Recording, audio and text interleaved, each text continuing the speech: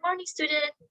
Today, I would like to explain a little bit about the profession in mass media communication. So I hope you will enjoy today's class and you will have a great time today to learn more about the profession.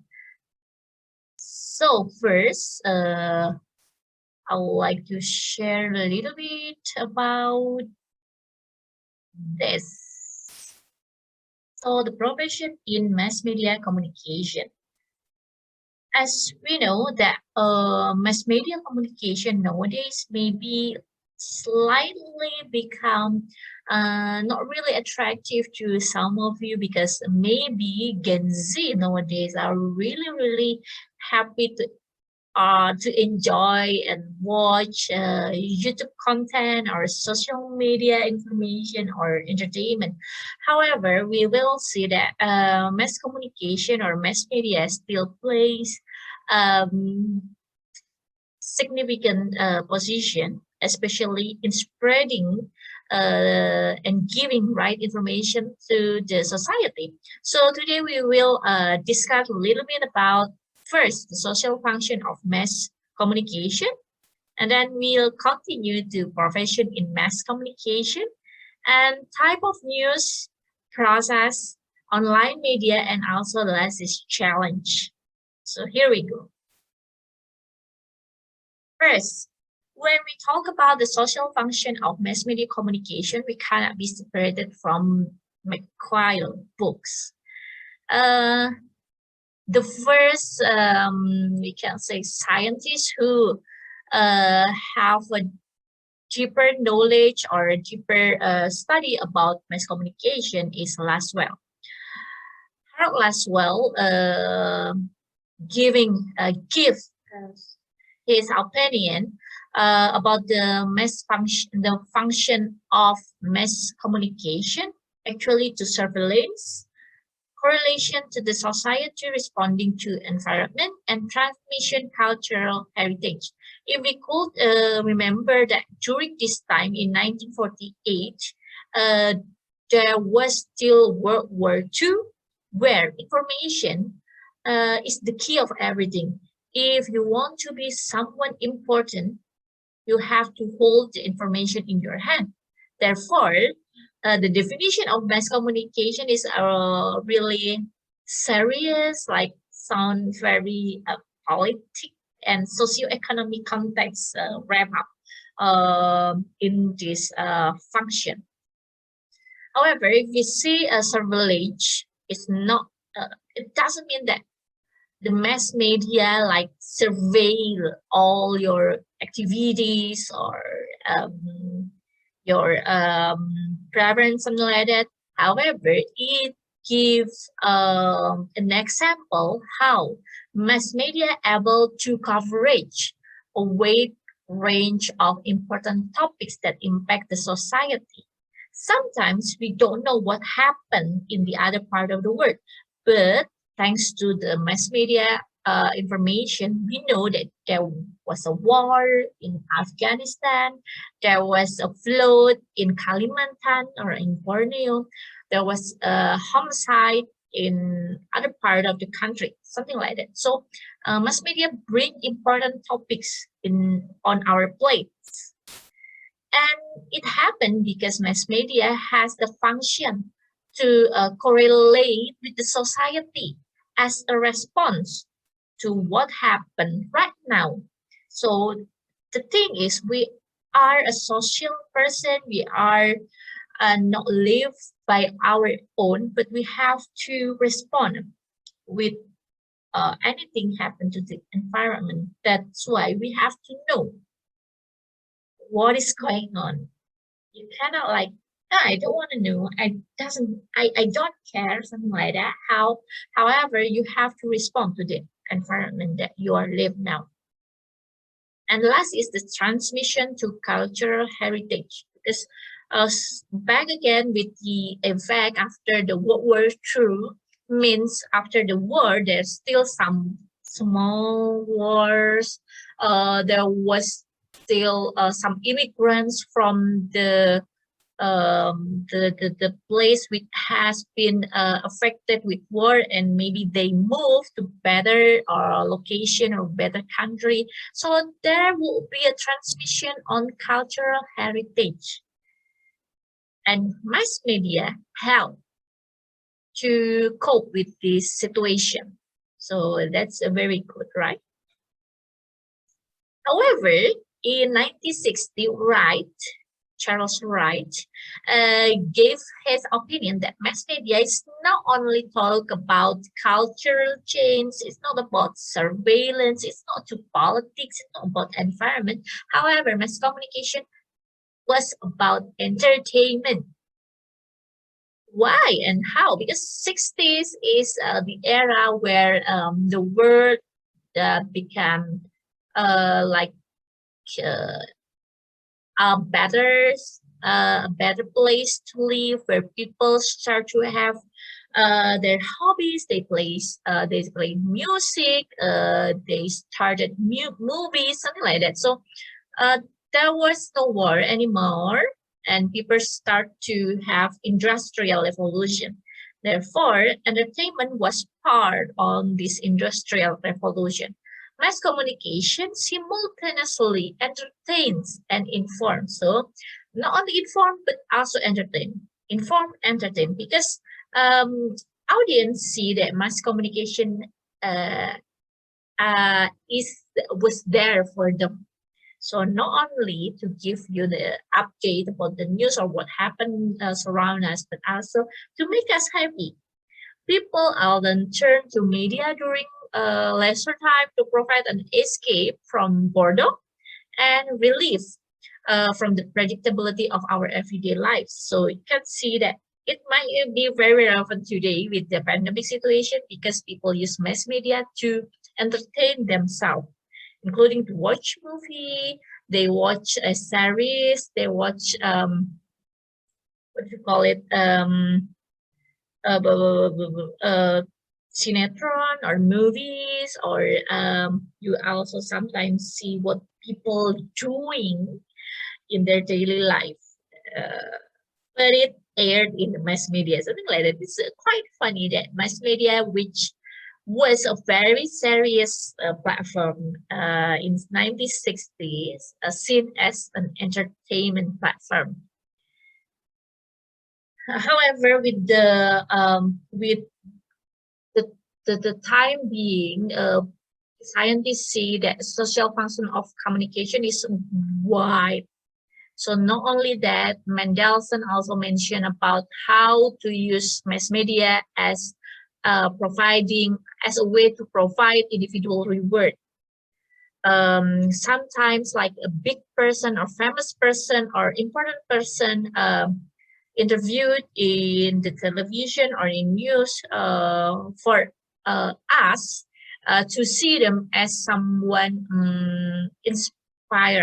inspiration, as some inspiration for our life, something like that. So you can see their profile on the news paper or maybe in television. It's also part of the relaxation, because if you see that some pictures news talk or took video about traveling, about eating foods, about fashion, it's part of the relaxation that we need, of course. And the reduction of tension, break from our busy lives, start from the morning until the afternoon, and we come back home, or we have like relaxed time after dinner, we can use the mass media to reduce our tension, like stress. We have to be like more relaxed and spend more time with the family. Last, McQuail explained that basically, in his opinion, the social function of mass communication is about information. I think it's very true, because we can see like a lot of information from mass media. Correlation, of course, we have to correlate about what happens around us. Continuity, because everything happen every day, it's continuously. We have to know what's the update, something like that. Especially like, for example, during the pandemic situation, we can see that the continuity is very important to know. what's really going on there. Entertainment, of course, and mobilization. Mobilization is part how people move from one place to another place. We have to understand the context about the issue, about the update, and so on. However, you can see in here some part that already mentioned about the social function of mass media communication as a village, correlation, sensationalism, sensation, because sometimes it's also used to give a sensational message. Entertainment, transmission for the culture, mobilization, of course, like to know what happened there while we are here. So mobilization is part of to explain that the word news is spreading very fast. And last is validation. To validate some people's status and norms as part of the movement, organization, or product. Or it also relevant with what Mendelssohn said about the function of social mass communication as providing reward. I think this also the same with validation part. So from those explanation or definition, which function is more relevant with your situation right now when you are using mass media? Is it about entertainment? Is it about, I don't know, maybe like about relaxation or mobilization? Or more about the surveillance? You use it to know what really happened, what really going on there. So let me know your opinion about that. Okay.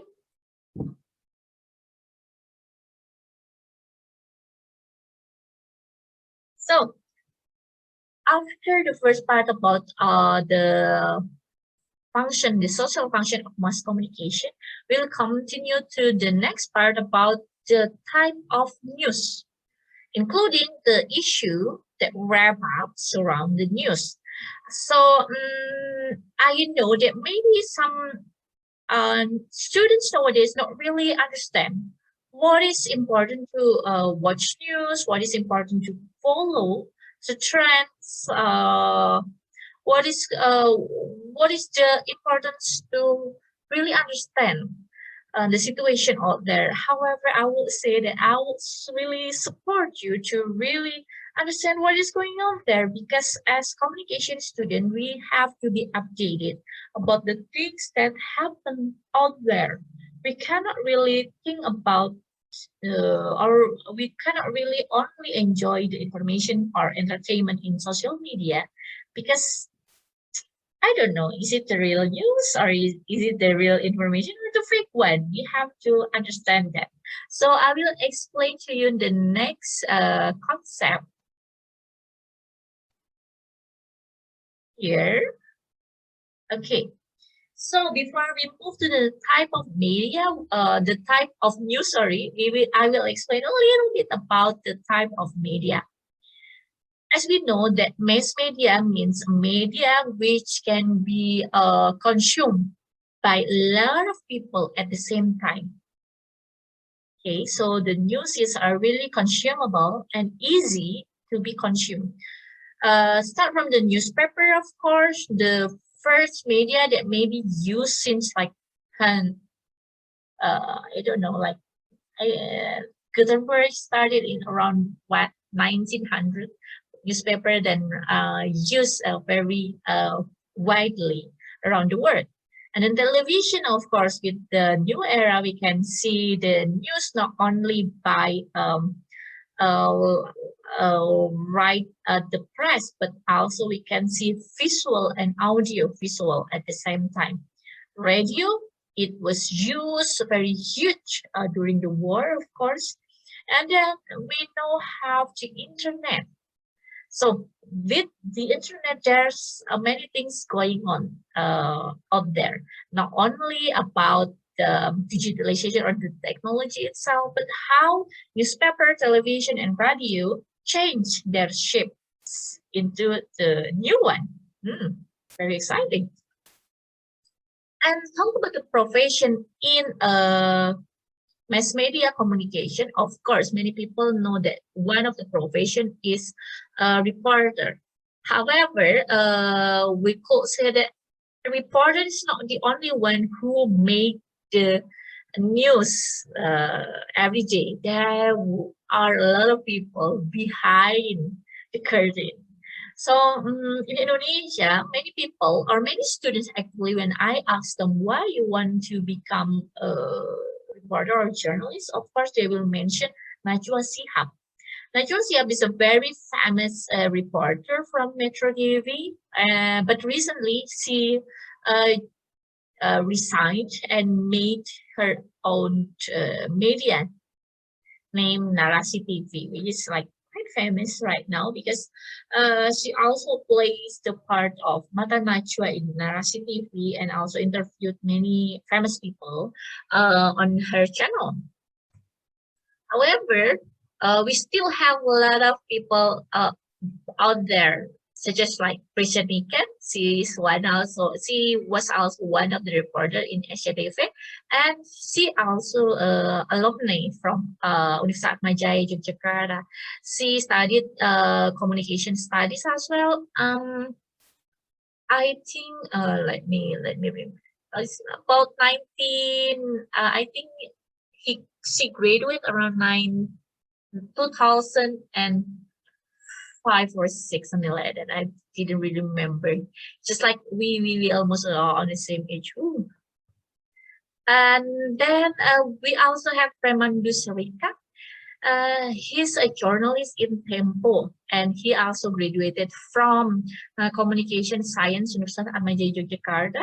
And we also invite him to join our annual seminar named Studium General.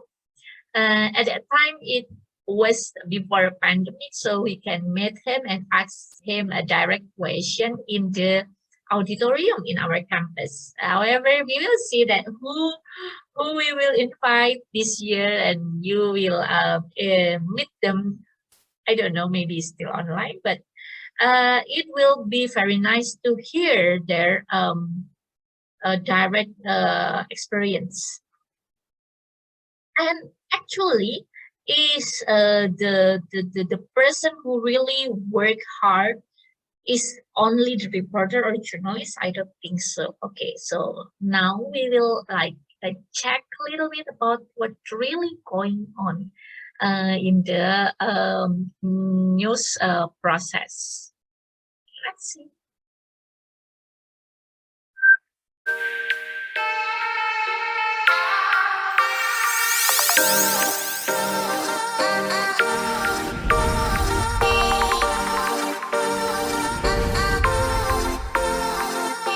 Hi, I'm Anisha, and I've come to the centre of London to check out how newspapers are going high-tech.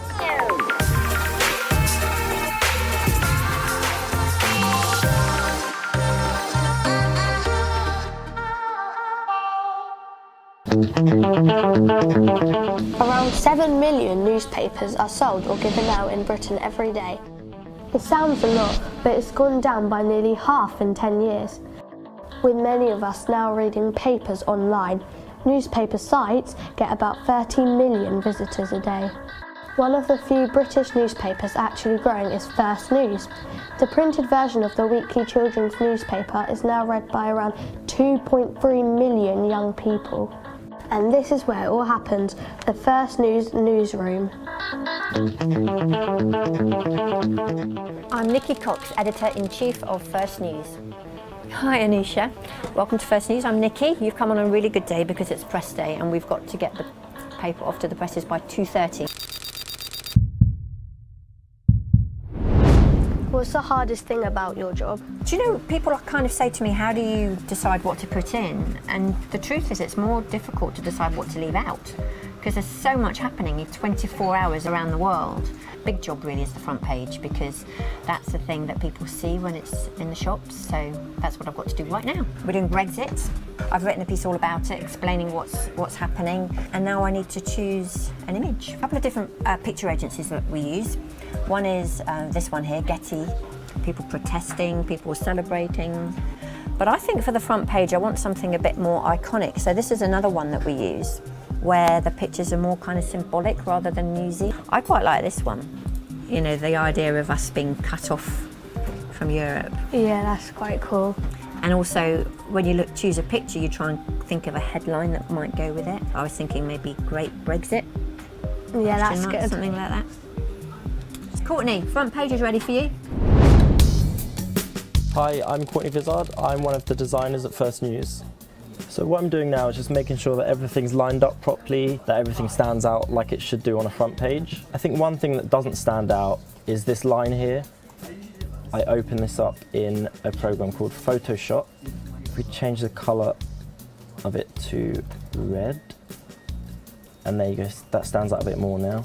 We want the map to stand out a bit more than it is at the moment, so if we move it to the front, you can see here it's gone over this box. I think we'll make the headline a bit bigger too, just so that stands out a bit more. I think we're done. Could you make a newspaper without computers? Yeah, you absolutely can. This is the first newspaper ever published in Britain, which was on November the 7th, 1665. It would have taken them ages. Every single letter was put in place by typesetters, one by one. So you can imagine it wouldn't be very up to date. And what technology has meant is that we can be really up to the minute. Like most newspapers, First News has a growing online site.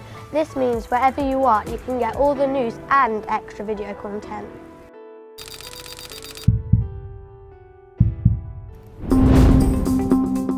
Hi, I'm Dan. I'm a camera operator and video editor here at First News Live. So I'm currently editing an interview that we took with Maggie McDonnell, who was the winner of the Global Teacher Prize a couple of weeks ago while we were in Dubai. At this point, Maggie's talking about when she won the award. What were your initial thoughts when your name was read out on stage? It was disbelief. I didn't actually know if that's what I heard or not. So it'd be quite nice to have a shot of her winning the award. Thankfully, we've got that footage, and here she is lifting the award, and then we can just drop it into the shot.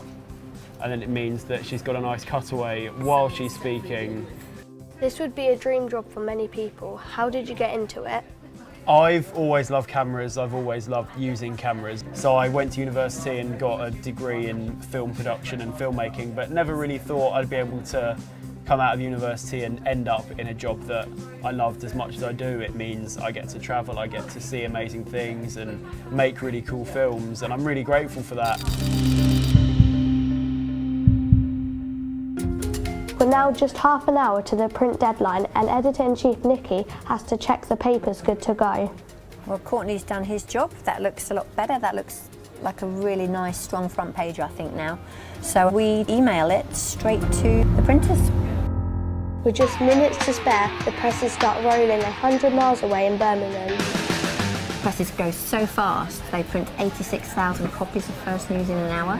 It's about 1,500 copies a minute. Within a day, thousands of copies are heading out across the country to shops, supermarkets and half of Britain's schools. And here's the paper hot off the press. The most surprising thing to me is how the technology that went into the writing and designing is so similar to the computer programs we have at home. But what I think makes the difference is the skill and experience of the people who put it all together so quickly.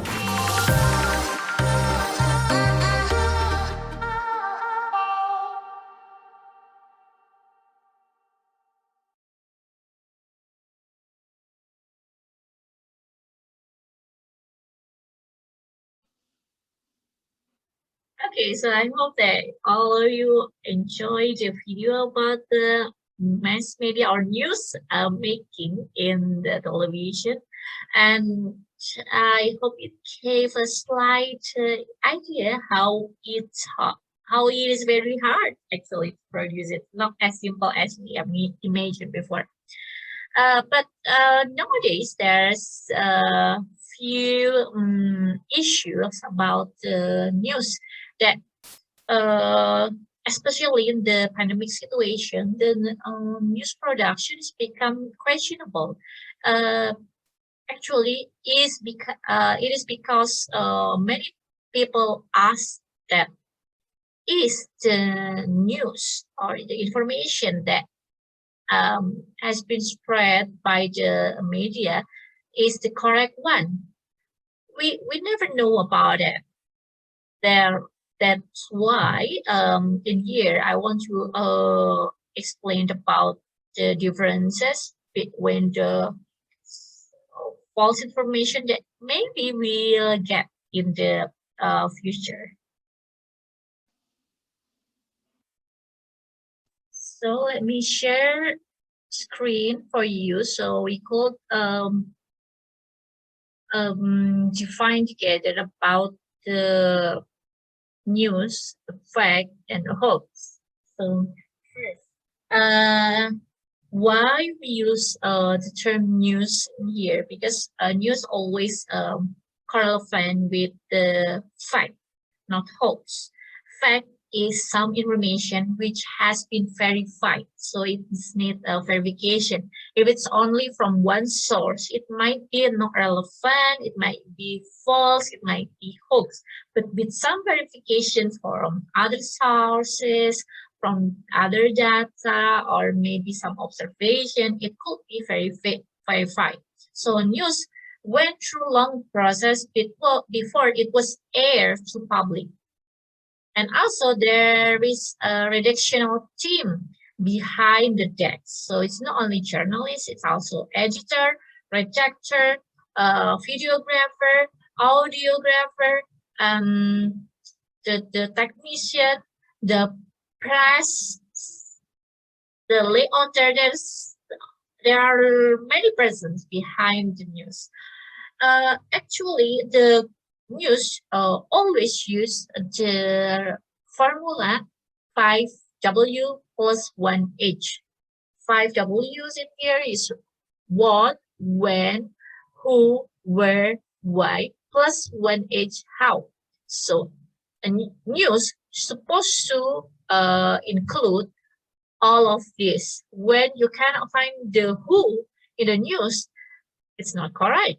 If you cannot find where in the news, it's questionable. When you cannot understand why, wow, that's the real problem of the news. I don't know if I should believe this news or not. And eventually you have to check the source. Is the source is reliable? If he is maybe the person like the expert of the field, is he maybe the leader of the organization of our country? So you have to check who is he or she as the source of the information in here. We cannot take any information from the person we didn't know. Okay, so publish in press, newspaper, magazine, also the news and fact, which include fact, of course, published in press, newspaper, magazine, television, radio, or online media. So it depends in which media that they want to disseminate the information. And also, as part of the news code, they have to implement, or they have to strict to the Undang-Undang Pers or Pers Regulation in Indonesia number 32 2002, and also journalistic ethical code. Actually, in Indonesia, usually journalists use the ethical from PWI, Persatuan Wartawan Indonesia, or AGI, Aliansi Journalists Indonesia. So that's both in Indonesia. However, in in global region, there are several other codes and also regulations that we can confirm before we create the news article. However, nowadays, especially during the COVID-19, there are many types of false information. So there are many unreliable information, really, really confusing the audience, of course. First, we know that there is a term hoax. Hoax is news that deliberately fabricated falsehood made to masquerade as truth. So mm, this is actually doesn't exist. There is no such a situation like that. But the person in here try to make this as truth. However, it's not a real one. And the second one is misinformation. Misinformation actually is a mistake. It's honest mistake. Maybe the people who spread the news doesn't really know that this is not a real information. But actually, I got this information and I send it without verification. It's a honest mistake. And this information is actually lie, but then spread to become mislead. So what kind of or what is the real example of this false information? The first one is hoax. Hoax actually is very very easy to notice because it's not real. Actually, it's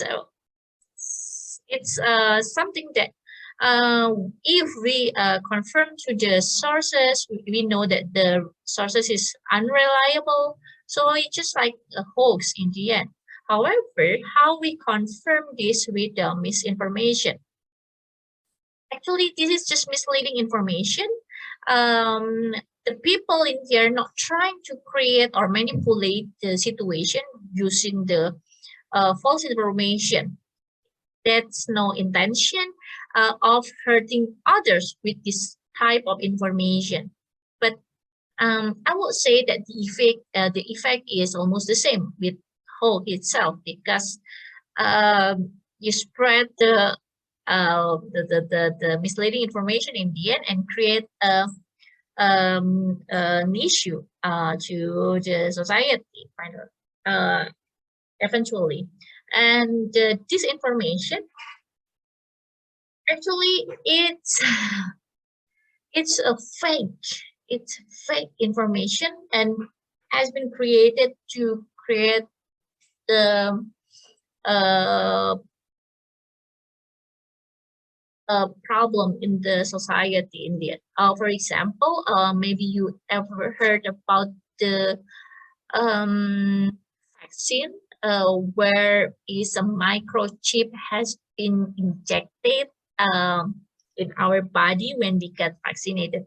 It's disinformation. It's not hoax. It's not misinformation, but it's really created to create havoc in the society. So it's fake, and it is really, really create the huge effect in the audience in the end because it create a bad effect. They create a change where the audience cannot trust to the government. They think that it's part of the conspiracy theory. They think that a virus is only lie, for example. So it's disinformation. However, we have to remember that information spreads like a virus. So does misinformation and disinformation. When it's exciting, it can spread even faster. And remember, it can be deadly. You may think that this is as simple as sharing information in WhatsApp. However, you can imagine that this one person can spread many and thousand information in the end because information is unstoppable, especially during the digital era. So be careful when you are spreading news. You have to check if the source is reliable or not. If you are unsure, please just stop the information on you. Do not spread it anymore. Okay. And from this second topics, actually, I want to know, have you ever found false information, maybe in your family, in your, I don't know, environment, in your organization or in your school before this? And actually, I want to know how you handle that kind of situation in the end. Have you like discussed it with your friend? You talk to your teachers, or you talk to your parents, or what kind of action that you made after that? I really, really want to know about it. Okay.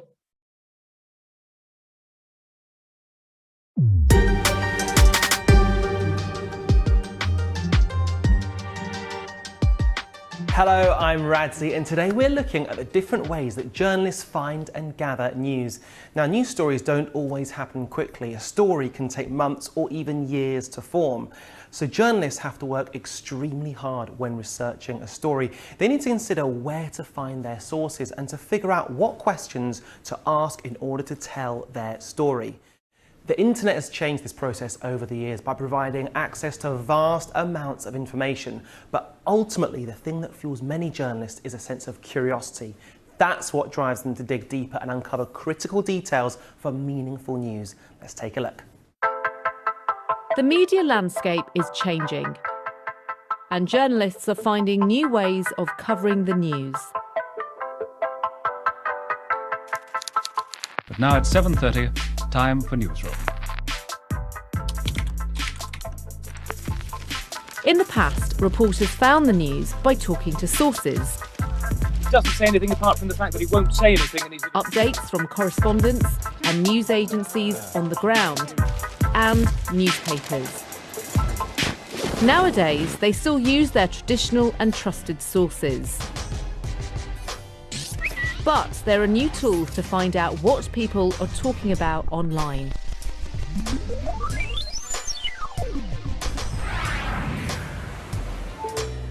When something big happens in the world, people post on social media. News systems flash. Correspondents around the world send alerts. Journalists put in calls to find out what's going on and send teams to the scene. Reporters talk to eyewitnesses and emergency services, gather interviews and statements. Here come the riot police, here come the water cannon. They're about to start. Report live, or send in material for other parts of the newsroom to use.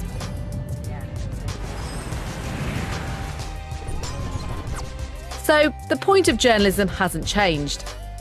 But there's so much more information out there now that journalists use different tools to tell people what's happening. Thank you very much for watching. Now you're ready to identify the process of gathering the news, ask investigative questions, and discuss the importance of being a curious journalist.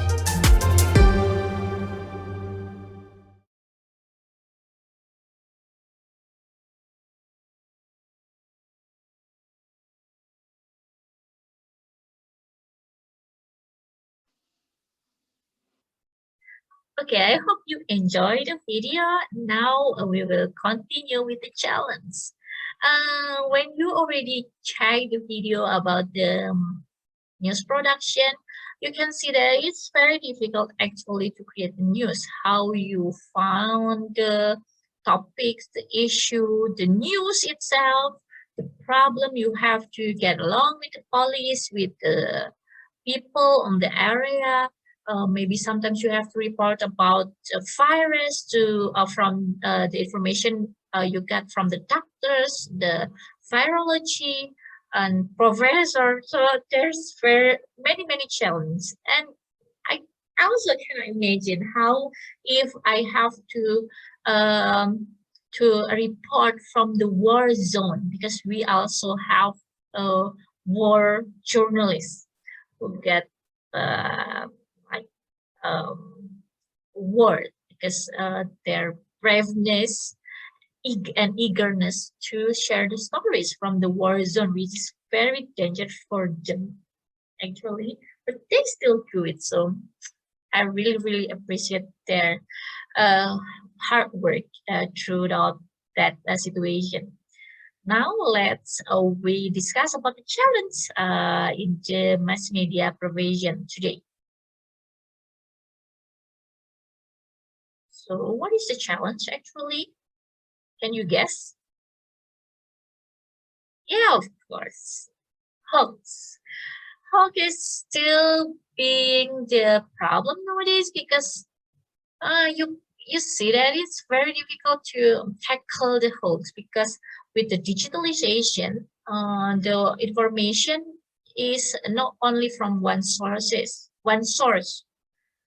but it came from many sources. People nowadays is not only consumer but also prosumer. They can produce and they can consume at the same time. You yourself, like as the consumer of the information or the news, but you can also produce the information when you went to one place and you saw an accident. Actually, you can take your phone, you video it, and then you share the video to YouTube or I don't know maybe other platform. You are part of the information. If the information correct, I would say that's okay, even though you are not journalist. However, if the information is a false information, it will give a bad impact to the society. It will create madness. It will create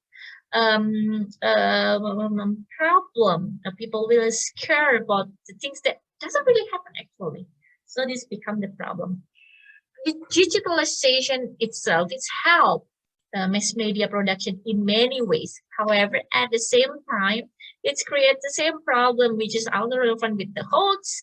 It's also a problem with the clickbait because sometimes clickbait use like attractive term to make you click the information or the news, but it's not correct actually, or it's not as it is in the title. Sometimes you read an article and an article is very exciting and then you click and then you read all the information inside, but then you found out that, wow, this is very different with the title. So it's become the problem because of the clickbaits. The ethics, I would say that because of the digitalization of itself, there are many journalists, like journalists who are not real journalists, they kind of have problem with the ethics. Okay, so they create, sometimes they make news which is plagiarism, so they just take news from Kompas.com and then copy paste to their platform or website. It's plagiat because you didn't put the source there. It's very easy to do that. Me myself ever been a source of a news. I found it in a website and it was written like based on the information from Inanuratriana, blah blah blah blah. The information is like this. Actually, I never gave that information. Really, how could they do that? How could they done that to me and the information or the news that they create? Actually, I just like realized that I wrote them in the social media, in the blog at that time, and they copied it from my blog. But so it's, I don't know, it's part of plagiarism. It's not ethical because they didn't confirm to me. So I think this is a real problem right now, the ethics and plagiarism. Intimidation, actually, because of many people, many journalists are not trained through the right track. Sometimes they intimidate the source of information, and because of the source of information angry to what happened to them, they intimidate the reporter back. So it's kind of like cycle. And last is the differences between news and gossip. Sometimes journalists like gossip or gossip reporter call themselves as journalists, and it becomes a problem because the real journalist doesn't want to be comparable with the gossip journalist. Okay, so I'm the journalist from Kompas and you are from Insert, for example, and we are different. I talk about social, politics, economy, and you talk about celebrity. So it's kind of like very different. And your way to make your news is not ethical. So I don't want to you to be called a journalist because you're not a real journalist. So it's become a problem itself in their organization, in the PWI, for example, something like that. So Really, I want to know what your opinion about this. It's very interesting. However, our time is just up. And I want to say thank you that you are here to listen and watch explanation about the mass media provision. I hope it's helpful for all of you today, and I hope you really enjoy the video, and please like, here, and we'll see you soon. Bye.